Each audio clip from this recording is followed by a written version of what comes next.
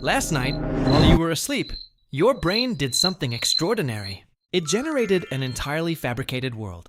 It cast you in a story you did not write. It filled that story with people, places, emotions, and threats that felt completely real. And then, when you woke up, it erased almost all of it before you could remember what happened. This is dreaming. And for most of human history, nobody knew what it was for. They still don't. Not entirely. But in the last 30 years, neuroscience has pulled back the curtain on what dreams actually do to your brain. And more importantly, what happens when they stop.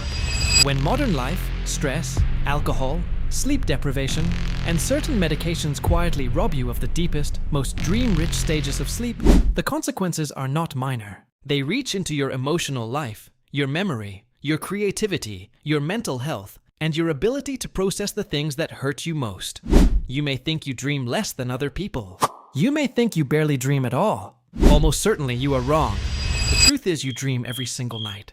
What differs is whether you remember and whether you are getting enough of the right kind. Here is the biology. Sleep is not a single uniform state. It is a series of cycles, each lasting roughly 90 minutes, that your brain rotates through multiple times each night. Within each cycle are distinct stages. The early cycles are dominated by slow, deep, restorative sleep, the kind that repairs tissue, consolidates physical memory, and releases growth hormone. But as the night goes on, the cycles shift. The later cycles become increasingly dominated by a stage that is unlike any other in sleep science. It is called REM, Rapid Eye Movement Sleep, named for the distinctive darting motion your eyes make beneath your eyelids during this phase. And it is during REM that almost all of your vivid dreaming occurs. What is happening in your brain during REM is extraordinary and strange. Your motor cortex, the part of the brain that controls movement, is active, firing signals to move. But a chemical signal from your brainstem simultaneously paralyzes your voluntary muscles. You are, in a very real sense, experiencing motion without being able to act on it. This is why you cannot run in your dreams, no matter how hard you try. Your brain is running. Your body is locked. Meanwhile, the prefrontal cortex, the region responsible for rational thought, self-awareness, and critical evaluation, goes almost completely offline. This is why dreams feel real, even when they are absurd. The part of your brain that would say, "This doesn't make sense," is not working. Logic is suspended. Emotion runs unchecked. And the emotional centers of the brain, particularly the amygdala, the structure that processes fear and threat, are extraordinarily active. More active during REM, in many people, than they are during waking life. Your dreaming brain is not resting. It is working at a level of emotional intensity that is almost impossible to sustain while conscious. So what is it doing with all of that intensity? Dr. Matthew Walker, a neuroscientist and sleep researcher at the University of California, Berkeley, has spent over 2 decades studying what REM sleep does to the human brain. His conclusion, developed through dozens of studies, is one of the most striking findings in modern sleep science. REM sleep, he argues, is the brain's overnight emotional therapy session.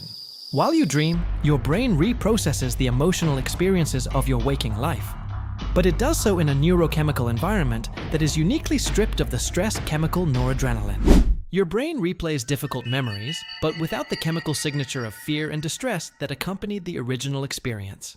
Over time, this allows the emotional charge of painful memories to diminish. You can remember what happened without feeling it as acutely as you once did. Walker calls this the divorce of memory from emotion. You keep the information, you lose the pain. This is not a small thing. It is, Walker argues, one of the primary mechanisms by which the human brain heals from emotional trauma. And when REM sleep is disrupted, when dreaming is cut short, that healing process stops. Research on people with post-traumatic stress disorder has illuminated this process with painful clarity. Dr. Rosalind Cartwright at Rush University spent decades studying the dreams of people going through divorce, grief, and trauma. She found that people who dreamed actively about their painful experiences, who processed those experiences through REM sleep, recovered significantly faster from depression and emotional distress than those who did not. The people who stopped dreaming or who were deprived of REM sleep stayed stuck. The wound remained raw. There is a cruel irony embedded in this. The things most likely to disrupt a REM sleep are the same things that tend to accompany emotional distress. Alcohol is one of the most powerful REM suppressants known to science. A drink before bed may feel like it helps you sleep. And it does. It sedates you more quickly into the early stages of sleep. But it also profoundly suppresses REM, cutting off the very process your brain uses to heal from stress. The more you drink to cope, the less your brain can process what you are trying to cope with. Antidepressants, particularly SSRIs, also suppress REM sleep significantly. This creates one of the more uncomfortable questions in modern psychiatry. The medications most commonly prescribed to treat the emotional suffering that disrupts sleep also suppress the sleep stage most responsible for emotional healing. Researchers are still working through what this means for long-term recovery. The science is not settled, but the question is no longer ignorable. And then there is plain sleep deprivation. When you do not get enough sleep, your brain does not lose all sleep stages equally. It prioritizes deep slow-wave sleep in the early cycles. It sacrifices REM. The dreaming stages are the first to be cut, which means that in a world where millions of people routinely sleep 6 hours or less, millions of people are running on chronic REM deprivation, processing less emotion, healing from fewer wounds, and carrying forward more unprocessed pain than they realize. But REM sleep does more than process emotion. It is also one of the primary engines of human creativity. The neurologist and dream researcher Dr. Ullrich Wagner at the University of Lübeck conducted a now famous experiment in which participants were given a complex math problem that had a hidden shortcut pattern that, once seen, made the problem trivially easy. After a night of sleep, participants were roughly 3 times more likely to discover the hidden shortcut than those who stayed awake. And the effect was almost entirely driven by REM sleep. The dreaming brain, freed from the rigid logical constraints of waking consciousness, makes connections between concepts that the waking mind dismisses. It pattern matches across vast distances. It finds relationships between things that do not appear related. This is why so many artists, scientists, and writers have described solutions arriving in dreams. The German chemist August Kekulé famously dreamed of a snake eating its own tail, and upon waking, understood the ring structure of benzene, one of the most important discoveries in chemistry. Paul McCartney heard the melody of Yesterday in a dream. Dmitri Mendeleev saw the periodic table arranged in a dream. These are not coincidences. They are the documented outputs of a brain doing what REM sleep evolved to do. And when you stop dreaming, when REM is chronically suppressed, that creative capacity dims. Problems that should have solutions feel intractable. New ideas feel harder to reach. The mental flexibility that makes novel thinking possible is reduced because the process that generates it every night has been switched off. There is something else that happens when dreams stop. Something quieter and harder to measure, but perhaps more fundamental to the human experience than anything else. Throughout most of human history, dreams were not dismissed as neurological noise. They were taken seriously, as messages, as warnings, as contact with something beyond ordinary waking consciousness. Every major ancient civilization developed elaborate systems for interpreting dreams. The Egyptians built temples specifically for dream incubation. The Greeks believed Asclepius, the god of healing, communicated through dreams.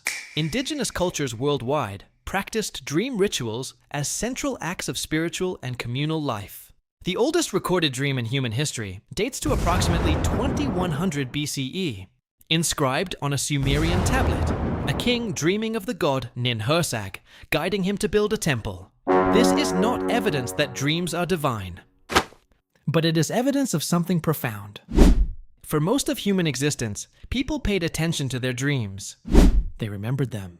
They discussed them. They treated them as meaningful data from a part of themselves they could not access while awake. They were, perhaps without knowing it, doing something that modern neuroscience now validates, engaging consciously with the output of the brain's overnight emotional processing system. When you stop dreaming, or stop remembering your dreams, which for practical purposes is the same thing, you lose access to that data. You lose the nightly report from the part of yourself that has been working all night on what hurts you, what puzzled you, what you cannot resolve while conscious. You are cut off from your own interior life in a way that is difficult to articulate, but easy to feel. A certain quality of self-knowledge becomes unavailable. A channel closes, so what do? You protect your sleep. Not just the hours, but the architecture. You give your brain enough time to reach the later cycles where REM dominates. You reconsider the drink before bed. You create conditions, darkness, coolness, consistency, that allow the full progression from light sleep through deep sleep through dreaming to complete itself. Night after night, and you remember that dreaming is not a luxury. It is not the decorative edge of sleep. It is one of the most sophisticated processes your brain performs. Every night, while you lie still, something in you is working. Sorting, healing, connecting, creating. Turning the chaos of waking life into something that can be carried forward. The last dream you remember may have seemed like noise. It probably wasn't. Your brain does not waste that kind of energy on nothing. It never has. And somewhere in the fragments, you forgot this morning is a version of you that was trying to tell you something.